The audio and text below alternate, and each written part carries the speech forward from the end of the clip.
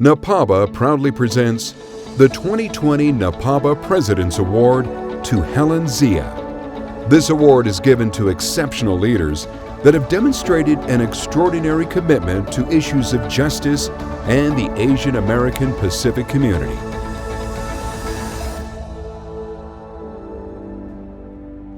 Being an Asian American kid, a daughter of Chinese immigrants in the 1950s, and so as a child growing up then, I did not see many Asian Americans outside of my own family, and certainly not as legislators or as advocates or as attorneys or as role models or as people in the news, except as enemies in another country.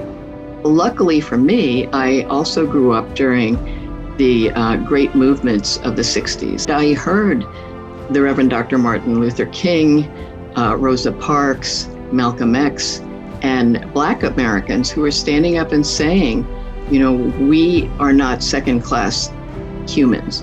We have a right to be treated as equals. And so when I heard those things, it really spoke to me too. As I got older and went to college, that was a time when I really started to find my voice. So in the late 70s, there was an oil crisis that led to an economic crisis around the world. Within a little bit of time, the entire auto industry collapsed. Nobody was buying those cars anymore. The only things that were selling were fuel-efficient cars. And who made fuel-efficient cars? Japan. And so Japan was singled out as the enemy. One day, a young man named Vincent Chin, who was Chinese, was killed by two white auto workers. They said, it's because of you, mother Fs, that we're out of work.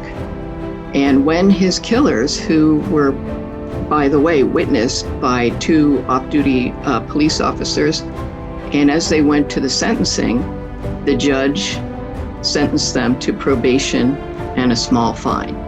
So as other people began to say, wait a minute, you're going to give a sentence of probation for two men who brutally beat to death, another human being. We Asian Americans had to start and look around and say, what are we going to do about this? So when the Vincent Chin case began, we in the Asian American community in Detroit really had to search for how we could stand up. What kind of legal standing could the community have? What legal standing could Vincent Chin's family have? Our Asian American community at that point probably had about a dozen Asian American attorneys in the state of Michigan. And in the very early meetings, almost all of them were there, and none of them did criminal law. None of them did civil rights law.